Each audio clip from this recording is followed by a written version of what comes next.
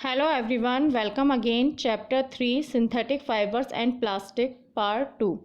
In our last video, we have studied about synthetic fibers. In this video, we study about plastics. So let's we start first plastics.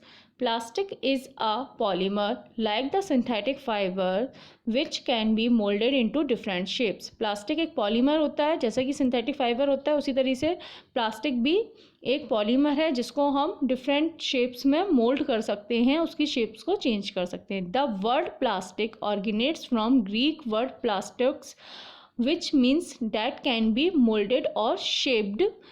ये जो plastic word है ये Greek word plastics से आया था. इसका मतलब होता है मोल्ड करना या शेप देना. Plastic polymers can have different types of arrangement of monomers. ये जो प्लास्टिक्स होती हैं डिफरेंट टाइप्स की होती हैं. इसी तरह से इनके जो मोनोमर्स होते हैं, इनके जो पॉलीमर्स होते हैं, उनके मोनोमर्स डिफरेंट टाइप्स से अरेंज्ड होते हैं. इसमें आपका आता है फर्स्ट है लीनियर पॉलीमर्स, सेकंड है आपका cross linked polymers. Linear polymers में क्या होता है, जो सिंगल मोनोमर्स होते हैं वो आपस में लिंक्ड होते हैं एक लीनियर फॉर्म में, एंड क्रॉस लिंक्ड पॉलीमर्स में मोनोमर्स एक क्रॉस लिंक्ड फॉर्म में आपस में जुड़े रहते हैं. जैसा कि फिगर नंबर 3.6 में आपको दिखाया गया है. ए जो है आपका अरेंजमेंट वो लीनियर अरेंजमेंट है एंड बी आपका क्रॉस लिंक्ड अरेंजमेंट है. Plastic can be recycled and reuse. It can also be melted, rolled into sheets, made into wires and colored. ये जो प्लास्टिक होती है इसको हम रिसाइकल कर सकते हैं, इसको दोबारा से रीयूज़ कर सकते हैं. और इसको हम मेल्ट भी कर सकते हैं, रोल्ड शीट्स में रोल्ड भी कर सकते हैं, इनसे वायर्स भी बना सकते हैं और ये डिफरेंट कलर्स में भी कर सकते हैं. जैसा कि आप लोग सभी देखते होंगे, आपके जितने भी घरों में आप लोग जितनी भी हाउस होल्ड थिंग्स को यूज़ करते हो उनमें आधी से ज़्यादा चीज़ें आपकी किस की होती हैं, प्लास्टिक की बनी हुई होती हैं. तो जैसे आपकी लाइक टेबल है, चेयर है, बकेट है, मग है. इस आपको फिगर में देखिए, फिगर नंबर 3.7 में आपको शो है various articles made of plastic. ये सभी आर्टिकल्स प्लास्टिक्स के बने हुए हैं. तो देख रहे हैं आप यहाँ पर जी, सभी जो आर्टिकल्स हैं इनको सभी को डिफरेंट शेप्स में मोल्ड किया गया है. बने तो हुए सब प्लास्टिक्स के हैं लेकिन हर आर्टिकल्स की शेप डिफरेंट है. तो क्या क्लियर होता है, जो प्लास्टिक एक ऐसा मटेरियल है जिसको हम डिफरेंट शेप्स में मोल्ड कर सकते हैं. क्लियर. नेक्स्ट आते हैं some popular types of plastics. Plastics के को टू टाइप्स में डिवाइड किया गया है. फर्स्ट आता है आपका थर्मोप्लास्टिक एंड सेकंड है आपका थर्मोसेटिंग प्लास्टिक. तो first thermoplastic. Plastics which can be deformed and bent easily on heating are known as thermoplastic. ऐसी प्लास्टिक जिनको गर्म करने पे जो इजीली डिफॉर्म्ड हो जाए और बेंट हो जाए, मोल्ड हो जाए, मीन्स इजीली अपनी शेप कन्वर्ट कर दें, इजीली मेल्ट होना स्टार्ट कर दें, ऐसे प्लास्टिक्स को हम थर्मोसेटिंग प्लास्टिक कहते हैं. मीन्स कुछ प्लास्टिक ऐसी होती हैं जिनको हम जैसे हीट प्रोवाइड करते हैं, इनको गर्म करते हैं तो उनकी जो शेप होती है वो डिफॉर्म्ड होने लगती है और वो मोल्डेड होने लगती हैं, मेल्ट होना स्टार्ट हो जाती हैं. तो ऐसी जो प्लास्टिक्स होती हैं वो आपकी थर्मोप्लास्टिक कहलाती हैं. एग्जाम्पल्स में आता है आपका पॉलीथीन एंड पीवीसी. तो polythene, it is commonly used for making plastic bags. The term is made up of poly means many and ethane means chemical. ये जो पॉलीथीन है आपकी, ये कॉमनली प्लास्टिक बैग्स बनाने में इसका यूज़ किया जाता है. और ये जो टर्म है, पॉली मीन्स होता है मैनी और पॉलीथीन में थीन मीन्स होता है, इथेन मीन्स केमिकल. तो poly plus ethane means polythene. Clear. Next आते हैं हम PVC. PVC means polyvinyl chloride is a strong but light weighted plastic. ये जो होती है काफ़ी strong होती है but एक light weighted plastic होती है. It can be rigged which is used in construction. ये rigged भी होती है, मीन्स ये थोड़ी hard भी होती है जिसका हम यूज़ कंस्ट्रक्शन में करते हैं. And it can be flexible which is used for making bottles, non-food packings, bank cards etc. और ये फ्लेक्सिबल भी होती है जिसका यूज़ हम बोटल्स बनाने में, नॉन फूड पैकिंग्स जो होती हैं उनको करने में, और हमारे बैंक कार्ड्स हैं और काफ़ी अदर चीज़ों में भी इसका यूज़ किया जाता है. It also used in making flooring, electric cables, rubber etcetera. इनका यूज़ हम फ्लोरिंग बनाने में, जो फ्लोरिंग टाइल्स होती हैं उनको बनाने में. Thermosetting plastics. Plastics that cannot be softened by heating after molded ones are known as thermosetting plastic.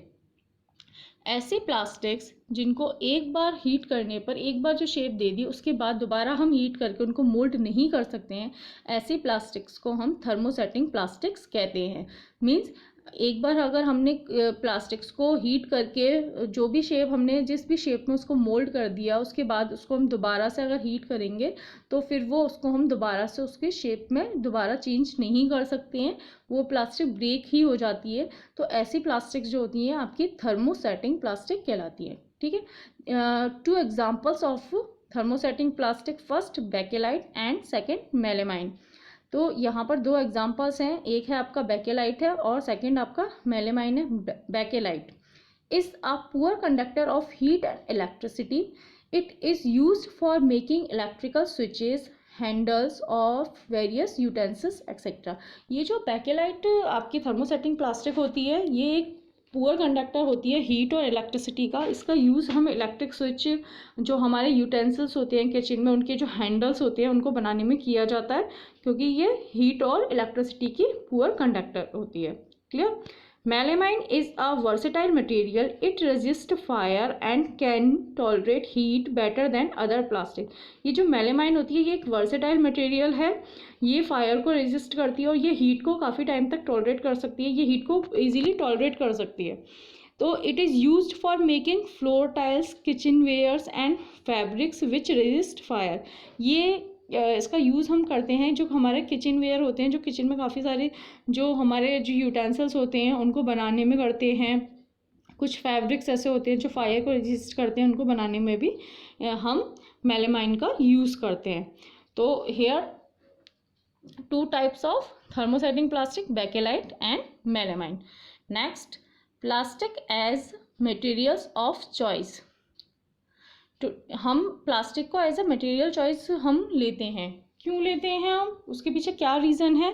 तो ये है आपका, today if we think of storing a food item, water, milk, pickles, dry fruit etcetera, plastic container seem most convenient. जब भी हम किसी भी चीज़ को स्टोर करने की सोचते हैं, लाइक आपका फूड आइटम्स है, वाटर्स है, मिल्क है, पिकल्स है, ड्राई फ्रूट्स है, तो हम प्लास्टिक कंटेनर्स हमें सबसे कन्वीनियंट एक ऑप्शन दिखती है ना। होता है ना किचन में आपके सबसे ज़्यादा जो स्टोरिंग जो आपके बॉक्सेस होती हैं वो सब किसके बने हुए होते हैं? प्लास्टिक्स के होते हैं।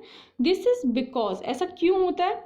This is because of their light weighted, lower price, good strength and easily handling. तो ऐसा इसलिए होता है क्योंकि प्लास्टिक्स के जो आइटम्स होते हैं वो लाइट वेटेड होते हैं, उनका प्राइस भी बहुत कम होता है और उनकी स्ट्रेंथ भी अच्छी होती है और उनको हम इजीली हैंडल भी कर सकते हैं, मतलब कन्वीनियंट होते हैं, इजी, उनको यूज़ करना इजी रहता है। Being lighter as compare to metals, जैसे हम मेटल से बने हुए हम लेते हैं, स्टील की जो आपके यूटेंसिल्स होते हैं वो कंपैरिजन प्लास्टिक के जो यूटेंसिल्स हैं उनसे हैवी होते हैं ना, यही सेम रीज़न होता है। Plastics are used in cars, aircraft and spacecraft too. जो प्लास्टिक है उसको हम यूज़ कार्स में भी करते हैं, एयरक्राफ्ट में भी करते हैं, स्पेसक्राफ्ट में भी करते हैं। The list is endless if we start counting articles like sleepers, furnitures and decoration pieces etc. तो प्लास्टिक्स के यूजेस की जो लिस्ट वो एक एंडलेस हो सकती है। अगर हम इनको काउंट करना स्टार्ट कर देना तो ये एंडलेस, इसका कभी भी एंड नहीं होगा, क्योंकि इसमें काफ़ी सारी चीज़ें आ रही हैं आपकी, जैसे स्लीपर्स है, फर्नीचर्स है, डेकोरेशन पीसेस हैं, आपकी बकेट है, काफ़ी सारे बहुत सारी थिंग्स आ जाती हैं जो सभी प्लास्टिक्स की बनी हुई आज की डेट में हम यूज़ कर रहे हैं। क्लियर? तो हेयर सम कैरेक्टरिस्टिक्स और प्रॉपर्टीज ऑफ प्लास्टिक्स। तो first, plastic is non reactive. ये जो प्लास्टिक है हमारी ये नॉन रिएक्टिव होती है। So you know that metals like iron get rusted when left exposed to moisture and air. आप लोग जानते हैं कि आयरन जब होती है, जब उसको हम ऐसे ही मॉइस्चर एनवायरनमेंट में उसको ऐसे ही रहने देते हैं तो वो क्या होती है, रस्टेड होना स्टार्ट हो जाती है, उस पर जंग लगना स्टार्ट हो जाती है। But plastic do not react with water and air. लेकिन जो प्लास्टिक होती है वो वाटर और एयर से रिएक्ट नहीं करती है। They are not corroded easily, मतलब इसमें करोजन प्रोसेस नहीं होता है, ये प्लास्टिक करोडेड नहीं होती है। That's why they are used to store various kinds of material including many chemicals. तो इसलिए हम प्लास्टिक का यूज़ करते हैं काफ़ी तरीके के मटेरियल्स को स्टोर करके रखने के लिए, लाइक आपके केमिकल्स हैं, कुछ केमिकल्स ऐसे होते हैं जो मेटल से मोर रिएक्टिव होते हैं, उनको भी हम स्टोर करने के लिए प्लास्टिक बोटल्स का यूज़ करते हैं। इसी तरीके से जो आपका पिकल होता है वो भी जो मेटल होती है हमारी उससे रिएक्टिव होता है, उससे रिएक्टिव करके पॉइजनस सब्सटेंस बना देता है। तो इसलिए हम ये जो हमारे जो पिकल्स होते हैं इनको हम प्लास्टिक जार में और ग्लास जार में ही फिल्ड करके रखते हैं। So first property is plastic is non reactive. ये नॉन रिएक्टिव होती है, ये एयर और वाटर से रिएक्ट नहीं करती है, ये किसी भी केमिकल से रिएक्ट नहीं करती है, इसलिए इसका यूज़ स्टोरिंग केमिकल्स और अदर मटेरियल्स में यूज़ किया जाता है। क्लियर। नेक्स्ट आते हैं हम, plastic is light, strong and durable. तो जो प्लास्टिक होती है वो लाइट है, काफ़ी हल्की होती है, स्ट्रॉन्ग होती है और ड्यूरेबल होती है, मीन्स लॉन्ग टाइम तक चलती है इजीली। तो talk up to your parents और grandparents about the types of buckets that were used in the past. What is the material of the bucket और mugs you are using today. अगर आप अपने parents और grand parents से बात करेंगे और उनसे पूछेंगे कि अपने जो पास्ट टाइम्स में वो किस टाइप्स की बकेट्स और मग्स का यूज़ करते थे, वो आपको मेटल्स के नाम बताएंगे। बट आज की डेट में आप किस टाइप्स के मटेरियल्स का यूज़ कर रहे हो, प्लास्टिक्स का यूज़ कर रहे हो। What are the advantage of using the plastic container. तो प्लास्टिक कंटेनर्स को यूज़ करने के क्या एडवांटेज होते हैं, मतलब क्या क्या फ़ायदे हैं उनसे क्या, क्योंकि हम मेटल भी यूज़ कर सकते हैं बट हम प्लास्टिक को ही प्रेफर क्यों करते हैं। Because plastic is very light, strong, durable and can be moulded into different shapes and size. क्योंकि जो प्लास्टिक होती है वो हल्की रहती है, लाइट रहती है, स्ट्रॉन्ग होती है और ड्यूरेबल होती है, मीन्स लॉन्ग टाइम तक चलती है, and can be moulded into different shapes and size, और उसको हम डिफरेंट शेप और साइज में मोल्ड कर सकते हैं। It is used for various purpose. ये काफ़ी सारे पर्पज़ के लिए यूज़ की जाती है। Plastic are generally cheaper than metal, और एक सबसे मेनली जो है कि ये चीप होती है, मेटल से सस्ती पड़ती है प्लास्टिक हमको, ठीक है। तो they are widely used in industry and for household articles. तो इसलिए इसका यूज़ इंडस्ट्रीज़ में और हमारे जो हाउस होल्ड आर्टिकल्स हैं उसमें काफ़ी ज़्यादा इनका यूज़ किया जाता है। Okay, next property is C, plastics are poor conductors. तो we have learnt about that plastics are poor conductor of the heat and electricity. That is why electrical wire have plastic covering and handles of the screwdrivers are made up of plastic.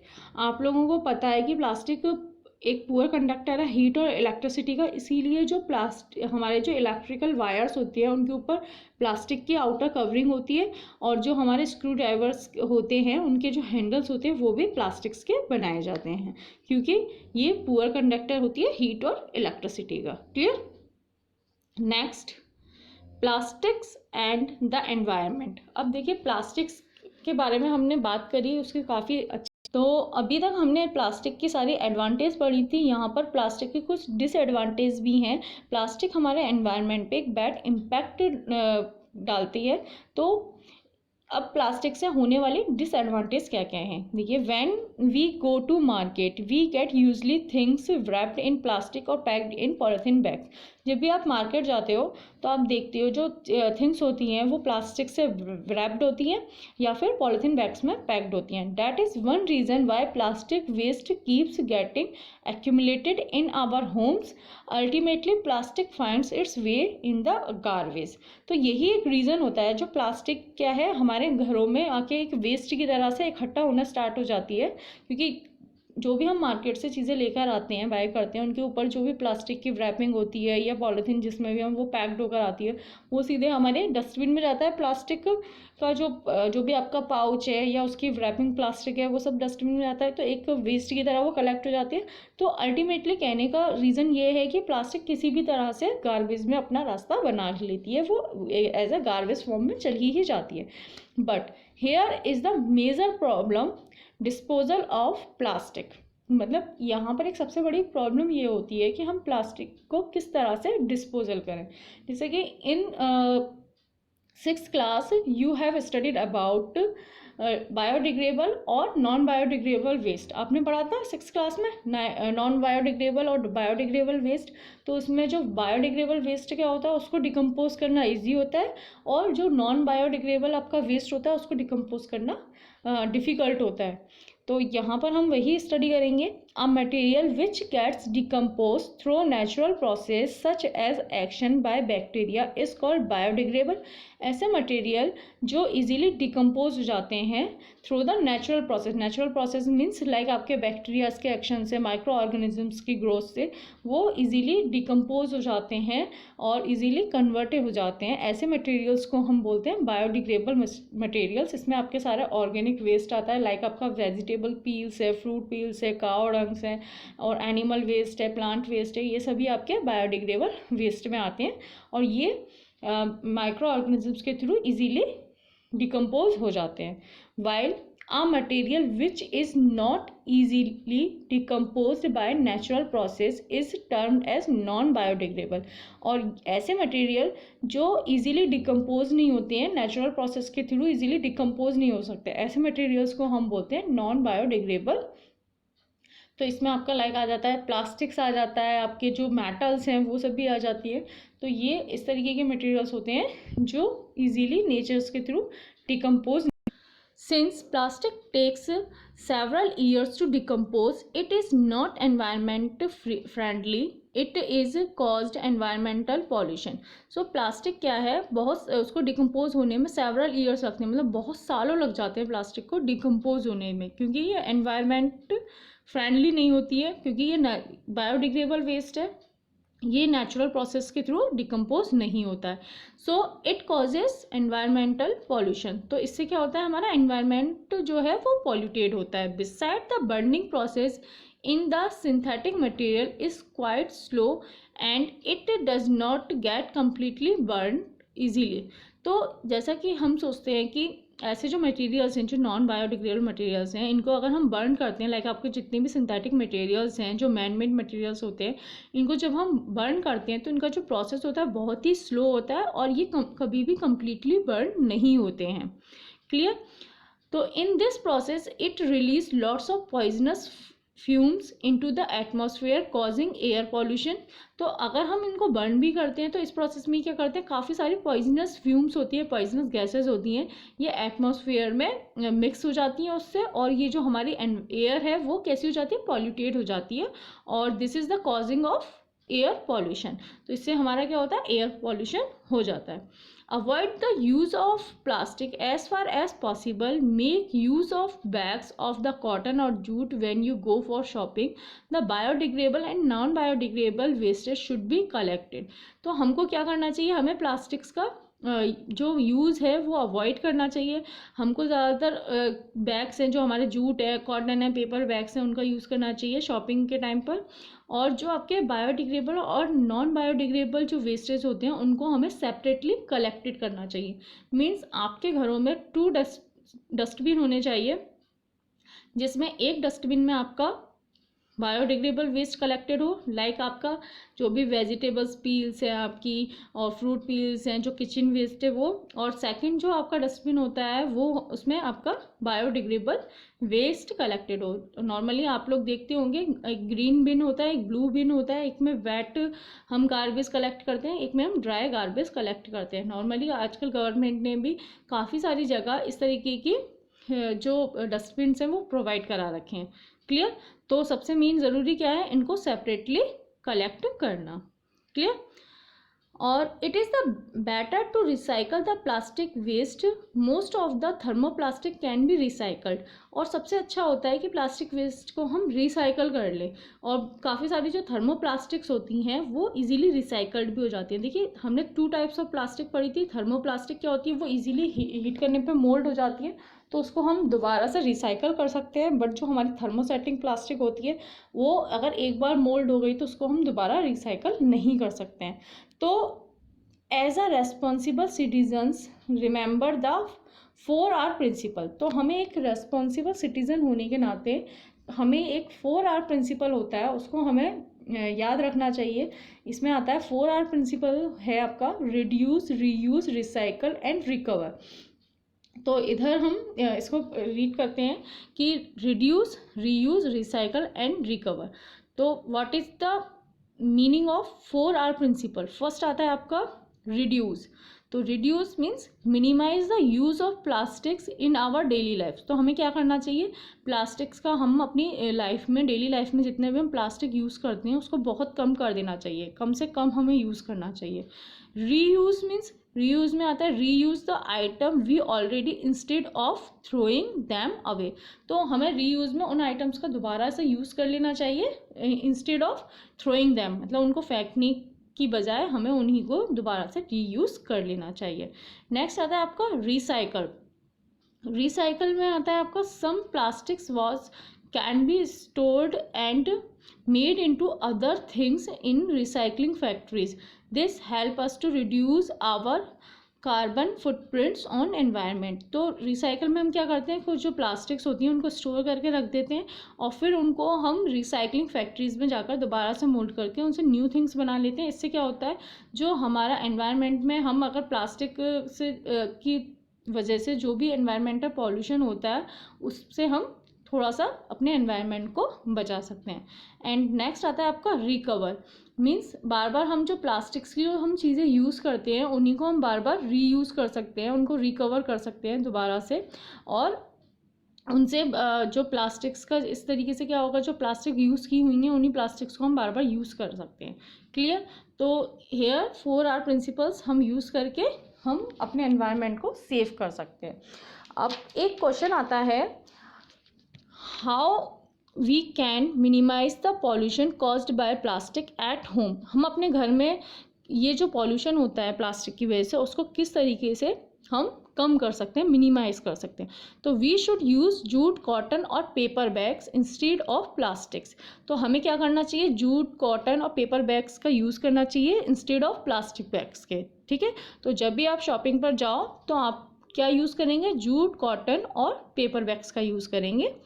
Next आता है आपका, we also need to minimize the use of plastic. हमको अपने घरों में plastics का use भी minimise करना चाहिए। लाइक आपका जो लंच बॉक्स होता है वो प्लास्टिक का होता है, बट आप उसकी जगह इंस्टेड ऑफ आप स्टील का लंच बॉक्स भी यूज़ कर सकते हैं। एंड नेक्स्ट होता है आपका, we should not throw plastic on the road on the water bodies. और हमें क्या करना चाहिए, प्लास्टिक्स बैग्स जो होते हैं उनको ऐसे इधर उधर नहीं फेंकना चाहिए, रोड पर ऐसे नहीं फेंक देना चाहिए, वाटर बॉडीज़ में नहीं फेंक देना चाहिए, क्योंकि ये जो प्लास्टिक बैग्स होते हैं रोड्स पे होते हैं तो इनको जो एनिमल्स हैं लाइक काउज वगैरह इनको ईट कर लेती हैं और फिर उनके लिए वो प्रॉब्लम क्रिएट करते हैं।